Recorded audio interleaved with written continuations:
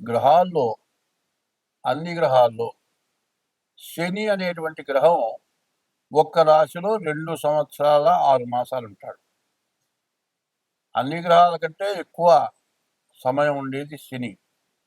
అయితే శని యొక్క స్వభావం ఎట్లా ఉంటుందంటే, మనం చేసిన పాపాన్ని హరింపజేయడమే శని యొక్క స్వభావం. కాబట్టి శని పట్టాడురా, శని నన్నేదో ఇబ్బంది పెడుతున్నాడురా, శని వల్ల నష్టపడుతున్నానురా, శని వల్ల నువ్వు నష్టపడరా, నువ్వు చేసిన పాపం వల్ల నువ్వు నష్టపడతావు.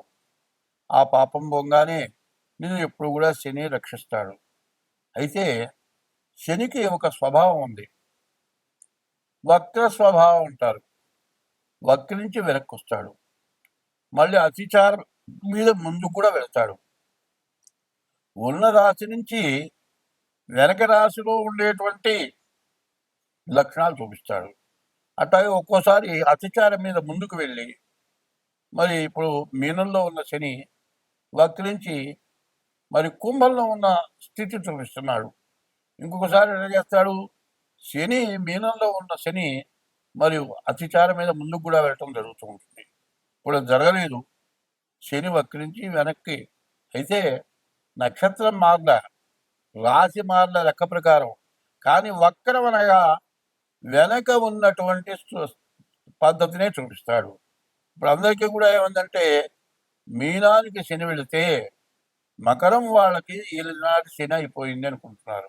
కానీ మళ్ళీ ఇప్పుడు శని జూలై 13 నుంచి నవంబర్ 27 వరకు, అంటే 138 రోజులు శని వక్రించాడు.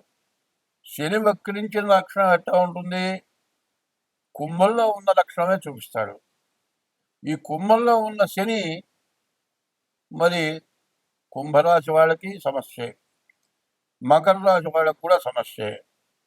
అట్లాగే ఈ మకర రాశి కాకుండా ఈ కుంభరాశికి మకర రాశికి బాగా ఇబ్బందికరంగా ఉంటుంది. అనవసరమైన ఖర్చులు, నష్టాలు, కష్ట నష్టాలు, అనేక రకాల సమస్యలు అన్నీ కూడా ఇబ్బందిగా ఉంటాయి. అదే కాదు, దేశం మొత్తం మీద విపరీతమైన వర్షాలు, భూకంపాలు, రకరకాలైన ఉపద్రవాలు, నదులు పొంగటం, మరి సముద్రాలు పొంగటం, ఇవన్నీ కూడా రకరకాలైన సమస్యలు వస్తూ ఉంటాయి. కానీ ఈ సమస్యలన్నిటికీ కూడా అందులో కారణం ఏమిటంటే మన పాపమే కారణం.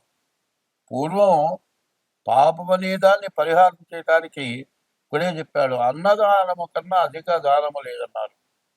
ప్రతివాడు కూడా ఎంత కష్టపడ్డా, ఎంత సంపాదించినా, ఎన్ని లక్షలు సంపాదించినా, ఎన్ని కోట్లు సంపాదించినా తినటానికి తిండి కోసమే సంపాదించేది. కోట్లు సంపాదించినా కోట్లు తినడు, లక్షలు సంపాదించినా లక్షలు తినడు. రాజాధిరాజే కొత్త రాజ్యం పరిపాలించిన అందరూ తినేది అన్నది. అన్నం కాబట్టి ఇంకో రకమైన రొట్టె ఏదోటి కడుపు నిండా ఆహారం తింటాము. ఈ ఆహారం తిని మనం ఏం చేసుకుంటున్నాం, ఈ ఆహారం తింటమే కాకుండా సంపాదించు బాగానే ఉంది. నీవు ఎవరికైనా సరే అంత అన్నదానం చేయాలి. అన్నం లేని వాడికి అన్నం పెట్టాలి. ప్రతివాడికి పెడితే, ఎవరికి పెడితే వాడికి అన్నం పెట్టడం కాదు పద్ధతి. ఇప్పుడు ఎవరింటో శుభకార్యం అయిందనుకోండి, తనతో సమానమైన ఐశ్వర్యవంతుడిని పిలిచి భోజనం పెట్టాలని చూస్తాడు. కానీ వాడు ఏం చేస్తాడు, నలుగురిలో కూర్చొని కడుపు నిండా అన్నం తినడు. అది కాస్త అది కాస్త అట్లా నాలిక రాచుకొని తిన్నాను అనిపించి పెట్టిన దాంట్లో 3 వంతులు పారేసి వెళ్ళిపోతాడు. అదే ఆకలైన వాడు, అన్నం లేనివాడు, అన్నమో రామచంద్ర అని బాధపడేవాడు ఆకలైనప్పుడు అంత అన్నం పెడితే కడుపు నిండా తృప్తిగా తింటాడు. తిన్న తర్వాత ఆయన వల్ల కడుపు నిండా తిన్నాను, అన్నదాత సుఖీభవ అంటాడు. అన్నదాత సుఖీభవ, మరి తర్వాత తిన్నదాత స్థిరోభవ అని కూడా ఉంది. అట్లా ఉంటుంది. కాబట్టి పాపాలు అనేవి చేయటం అనేది, కొన్ని పాపాలు అనుకోకుండా జరుగుతాయి, మనం చేయాలని చెయ్యం. ఆ చేసిన పాపాల వల్ల మరి శని వల్ల చాలా ఇబ్బందులు పడుతూ ఉంటారు. కాబట్టి ఆ ఇబ్బందుల నుంచి బయటపడాలంటే ముందు అన్నదానం ప్రధానమైంది. కాదండి, అన్నదానం చేయటానికి కుదరదంటే ఇప్పుడు వానాకాలం చీమల పుట్టలు కూడా తడిసిపోయి ఉంటాయి. అవి కొత్త పుట్టలు తయారు చేసుకుంటాయి. ఆహారం కూడా వెతుక్కుంటాయి. ఇప్పుడు వర్షం పడుతోంది. ఈ వర్షం దెబ్బకి పుట్టలు మొత్తం కుంగిపోతాయి. ఇంకో చోట వర్షం లేని చోట ఏ ఇళ్లలోనూ పుట్టలు పెట్టుకుంటాయి. అక్కడికి ఆహారం తీసుకెళ్తాయి. ఇది సంవత్సరం పాటు ఆహారం తింటాయి. బియ్యపు రవ్వ, పంచదార కలిపి మట్టి నేలలో పుట్టల దగ్గర వేస్తే ఆ జీవరాశులు, ఆ చీమలు ఆహారం తింటాయి.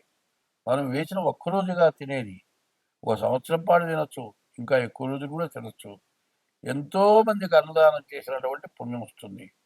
అన్నదానం అనేది ఎట్లా ఉండాలి అంటే, నోరు లేని జీవరాశులు ఉన్నాయి, నోరు తెరిచి నాకు ఆకలి అవుతుంది పెట్టు అని అడిగేటువంటి స్థితిలో ఈ జీవరాశులు లేదు. కొన్ని జీవరాశులు వస్తాయి, మన దగ్గర వచ్చి నుంచుంటాయి.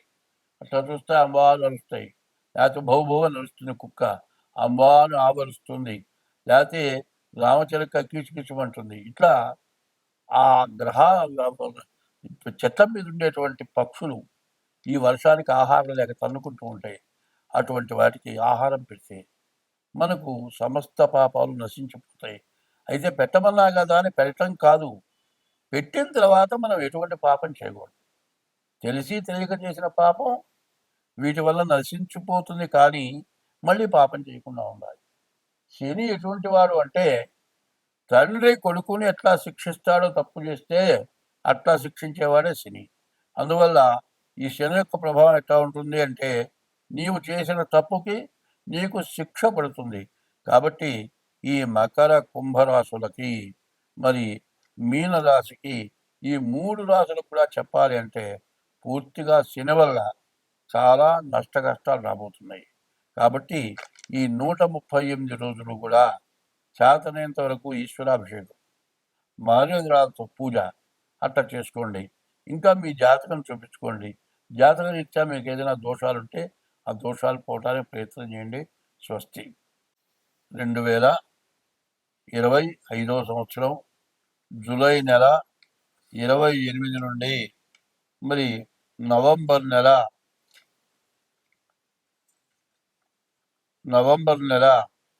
27వ తారీఖు వరకు 138 రోజులు శని పూర్తిగా వక్రించున్నాడు.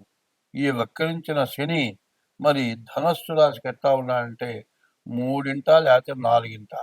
ఈ 3, 4 ఉండేటువంటి లక్షణాలు ఉంటాయి. అర్ధాష్టమ శని ప్రాణకంటకుడు, ప్రాణం తీసినంత పనిచేస్తాడు. ఈ రాశి వాళ్ళు అనవసరమైన ప్రయాణాలు కానీ ఏమీ చేయకూడదు. బండ్ల మీద తిరిగేటప్పుడు జాగ్రత్తగా ఉండాలి. ఇందులో యాక్సిడెంట్లు అవటానికి పూర్తిగా అవకాశాలు ఉన్నాయి. ఏమండి, బండ్ల మీద తిరగొద్దన్నారు కదా అంటే, బండ్ల మీద తిరగక్కర్లా, ఇంట్లో మెట్టు దిగేటప్పుడు మెట్టు మీద కాలేశాలను కింద కాలు వేసి పడి కాలు ఇరిగిన వాళ్ళు కూడా ఉన్నారు. కాబట్టి ఇటువంటి సమస్యల నుంచి తప్పించుకోవాలంటే ఈ 138 రోజులు కూడా ప్రతిరోజు శనిని పూజించండి. ప్రతిరోజు ఈశ్వరుని అభిషేకం చేయండి, ఈశ్వరార్థం చేయండి, శనిని పూజించండి. మీకు ఈ అర్ధాష్టమ శని, పంచమ శని ఉండేటువంటి లక్షణాలు మొత్తం మీకు పోతాయి. అన్ని విధాలా బాగుంటుంది. మీరు అన్ని విధాలా సుఖ సంతోషాలతో ఉంటారు. అయితే ఏమండి, అందరికీ ఇట్లా చెబుతున్నారు అంటే, ఇవాళ వారం రోజుల నుంచి వర్షం కురుస్తోంది కదా, బయటికి పోకుండా ఉంటున్నావా? కనీసం బయటికి పోయేటప్పుడు తుపర కన్నా తలదరుస్తోందా? జలుబు బాగా చేస్తోందా? జ్వరం వస్తోందా? ఈ వర్షానికి దోమలు బయలుదేరుతున్నాయా? రకరకాల దోమలు ఉన్నాయా? మరి డెంగ్యూ రావచ్చు, ఇంకోటి చికెన్ గున్యా రావచ్చు. రకరకాలైన దోమకాట్ల వల్ల రకరకాలైన బాధలు రావటానికి పూర్తిగా అవకాశం ఉంది. అది మాత్రం ప్రతి వ్యక్తి కూడా పూర్తిగా గుర్తుపెట్టుకోవాల్సిన అవసరం ఉంది. ఈ ధనస్సు రాశి వాళ్ళు కానీ ఏ రాశి వాళ్ళైనా సరే ముందు ప్రతిరోజు దైవాన్ని పూజించడం తప్పనిసరిగా అవసరం. దైవాన్ని పూజించడమే కాదు, మన వాకిటి ముందుకు వచ్చేటువంటి నోరు లేని జీవరాశులు వాకిట్లో వస్తాయి, కర్ర తీసుకొని కొట్టితే ఏడ్చుకుంటూ పోతాయి. అంత పెడితే ఓ రోజు పెడితే రెండో రోజు వచ్చి నిలబడతాయి. మరి మూగ జీవాలకి ఆహారం పెట్టడం చాలా అవసరం. తర్వాత వృద్ధులకు ఆహారం పెట్టడం మంచిది. దేవతా పూజలు, శనికి అభిషేకం చేయించుకోండి, గురువుకి అభిషేకం చేయించుకోండి, ఈశ్వరుడికి అభిషేకం చేయించుకోండి, ప్రసాదాలు చేయించి దేవుడికి పెట్టండి. మీకు అన్ని విధాలా బాగుంటుంది. ఈ ధనుస్సు రాశి వాళ్ళకు కూడా సమస్యలు లేకుండా ఉంటాయి. స్వస్తి.